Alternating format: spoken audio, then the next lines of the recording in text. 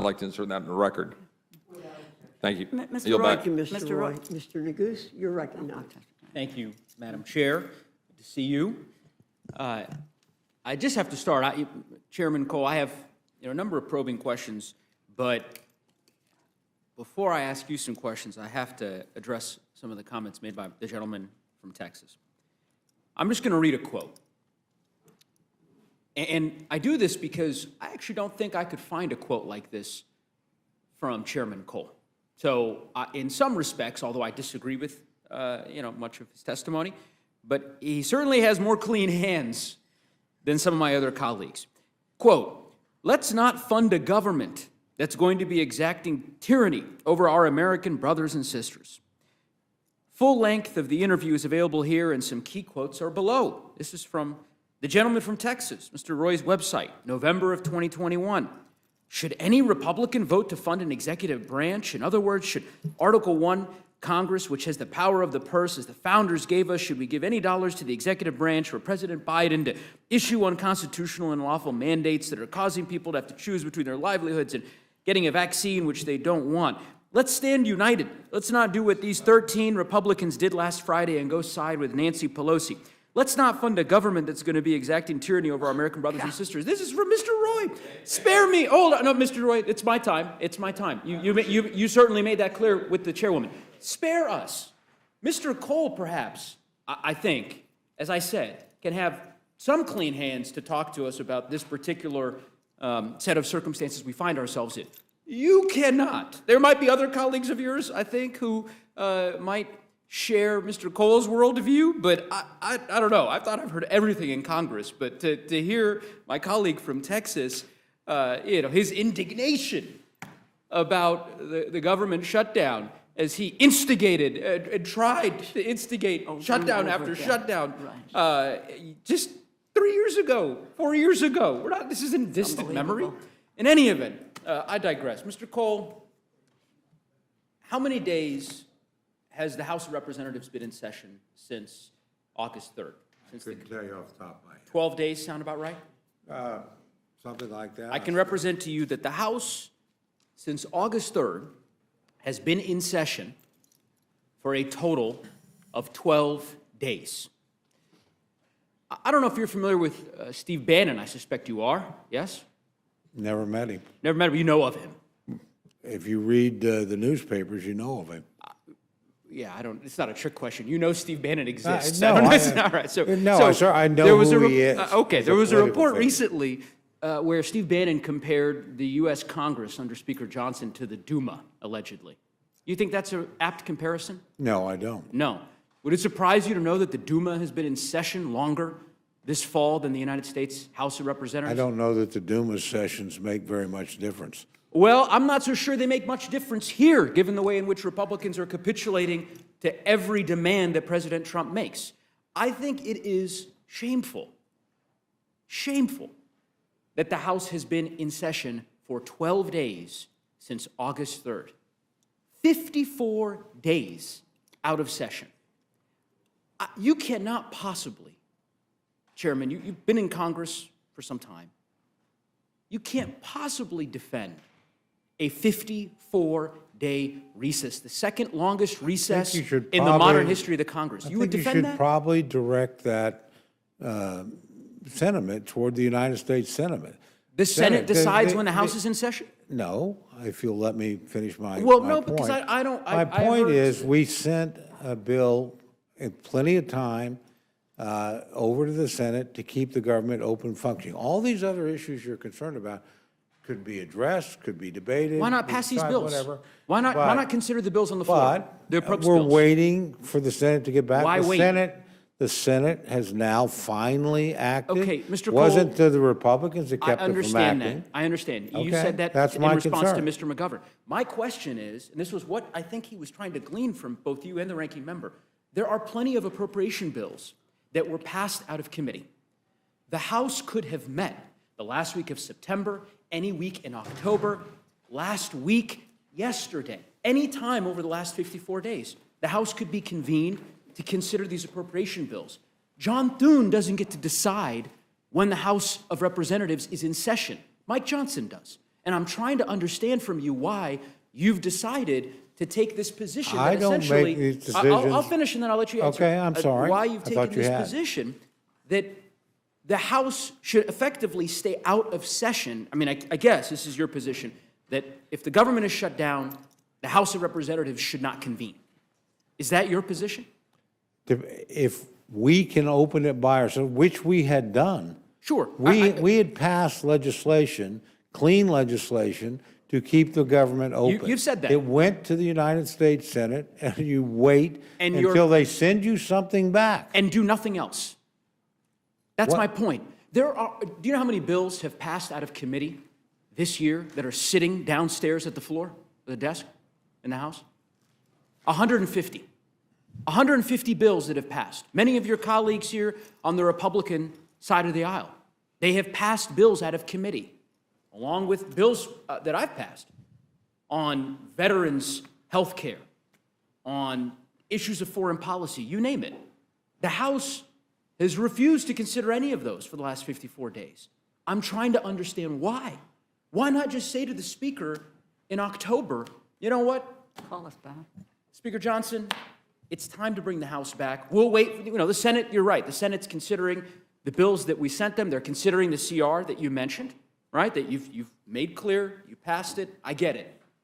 But while we're waiting, maybe we ought to consider other matters, including the appropriation bills that you are so proud of, that you moved out of your committee. I am proud of them. I would be much happier if the Senate would just open the government But you don't and have we to can wait for proceed. them. That's what I actually- don't understand. look, I mean, honestly, I think I've got an answer to that question. I think you've answered it. And I Okay. think the answer is effectively that John Thune is in charge of the House calendar from here on out. That basically the position is, I mean, Mike Johnson has given his gavel. I thought he gave, I didn't ask a question, Mr. Cole. I'm sorry. not, so I thought you I did. thought Mr. Speaker Johnson had given his gavel to the president. But it appears as though, at least based on your answers, that he gave it to Senator Thune. Because there is no excuse for the Speaker's decision to keep us out of session for 54 days. And by the way, this is no excuse for the government to be shut down. Mr. You Cole, and your colleagues that have wasn't a voted for that question. I'll ask you. repeatedly. I'm happy to ask you a question.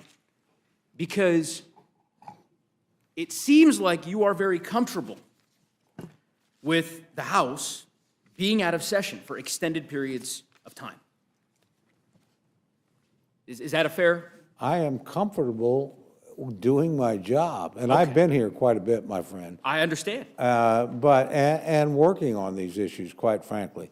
But we didn't vote to shut down the government in the House. Okay, you mentioned you've been here a long And to be time. fair, my Senate colleagues didn't vote to shut down the government, and Got a it. majority of the Got it. United States You've Senate, made that including position clear. members from your party. You've made your did not position vote. clear, Mr. So Cole. I think the people that shut down the You- government you've said, can take you've made your responsibility position for clear. shutting down As the you government. said, you've been here a lot longer than I have, and that's certainly true. I haven't been here for long.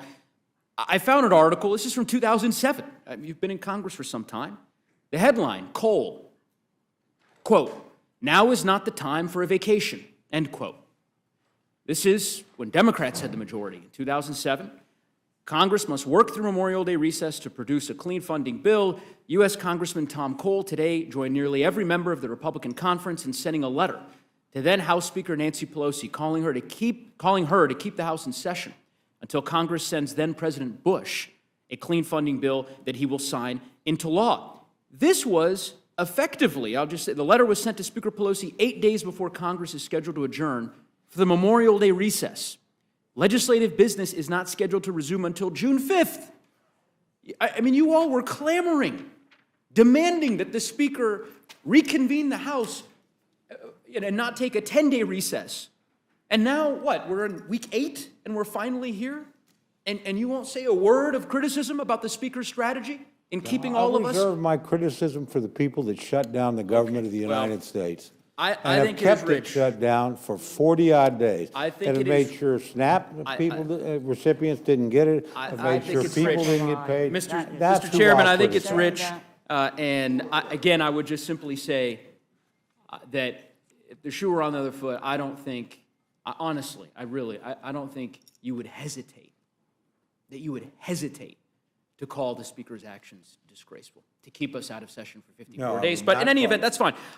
Let's talk about the last 54 days. So the Speaker, he said something that was fascinating. I thought it was a really interesting quote. If I can find it. Here we go. Yeah, that was interesting. So the quote is, House Republicans are doing some of the most meaningful work of their careers. They are in their districts. I don't want to pull them away from that. You agree with the Speaker's comments? I don't speak for the Speaker, but I don't disagree with him. Look, we're waiting for No, the no, no, no, Senate that's to not the do its question. job. That's not the question. No, You answered it. You answered I it. don't Okay, so disagree Chairman, with the it Speaker. sounds like you're saying that you agree that with the Speaker. Republican members were doing some of the most, quote, meaningful work of their careers during that 54 days. I assume you were here in Washington and back in Oklahoma, Yeah, right? Did you have any in-person town halls? no, None. 54 days? did several teletown halls. Teletown halls. But you've done in-person town halls before. I know that to be true. Why not? 54 days is a long time. Not one town hall? Nope. Did you visit any of the federal facilities? Oh, I in visited your federal district? facilities. I've done multiple meetings with chambers of commerce, Rotary clubs. It's been highly visible. I don't know if you heard my colleague, Ms. Fishbach. She took great umbrage at this notion that, that Republicans were somehow on vacation. Did you make it down to the Mar-a-Lago Halloween party? No. You didn't get the invitation to the Gatsby invite? No. I don't know. It would be interesting. I don't know if any of her colleagues here on the other side of the dais made it down there. It strikes me that it would be hard to describe Guy went camp. the last 54 days, at least from what I've seen, as meaningful work on the part of my colleagues in the House Republican Conference. But, again, those are, that's something you'll have to defend, and folks will defend to their constituents. I can defend I wanna- myself a lot easier. Well, that's having fine. not voted to shut down the government. Mr. than I Chairman, suspect my you've friends answered that the have put question. Thousands of people out You've of answered the work, question. Let's denied talk about, people benefits. Mr. Chairman. That's what I would worry. I'm Madam glad I Chair, don't regular have to order, defend. please. So I want to talk to you about the I want provision. to ask the members of the Rules Committee not to interrupt the witnesses, please. Interrupting? And I hope, Mr. Neguse, you do have some questions, and yet you just don't want to harangue the chairman. I'm far from haranguing the chairman. I'm giving the Jesus opportunity Christ. for the chairman to explain us the a meaningful break. work that he's been engaged in, and I suspect that he welcomes and relishes that. So I want to talk to you about the provision that my colleague from Pennsylvania noted earlier. And this is the provision that essentially allows specifically 8 Republican United States senators to reap upwards of a $500,000 payday with respect to the phone record notice provision that they've added into the bill. You support that provision? I didn't have anything to do with it, didn't have any knowledge of it. Not asking you if you have knowledge of it. Do you support it? Yeah. Do I support the bill? Yes. Do I support every single provision of the bill? No. You don't find this provision repugnant? I think most American people are going to find this pretty repugnant. I was surprised to see it in the bill. I was unaware of it. It was not, Why not work with us to remove it? let's see what you do.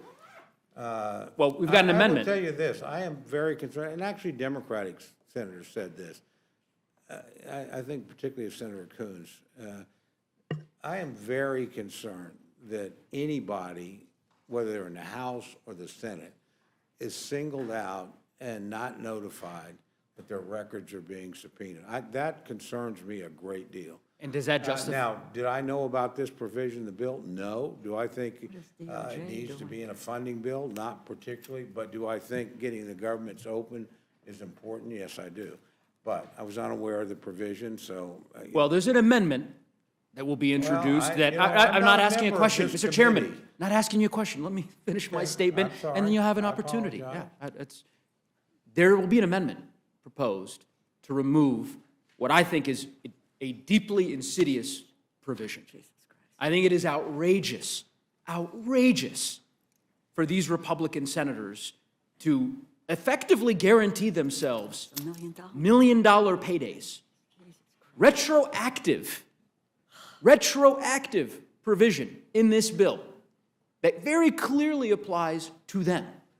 The removal of all relevant immunity defenses on the part of the United States government. This is insanity to allow this provision to go forward. And I would hope that my Republican colleagues would join us in supporting the removal of this provision. At a minimum, we ought to be able to find common ground on that. So with that, Madam Chair, I yield back. Thank you, Mr. Neguse. Mr. Langworthy, you're recognized. Thank you, Madam Chair, and I, like all of you, are here in Washington today instead of celebrating the incredible veterans in our district.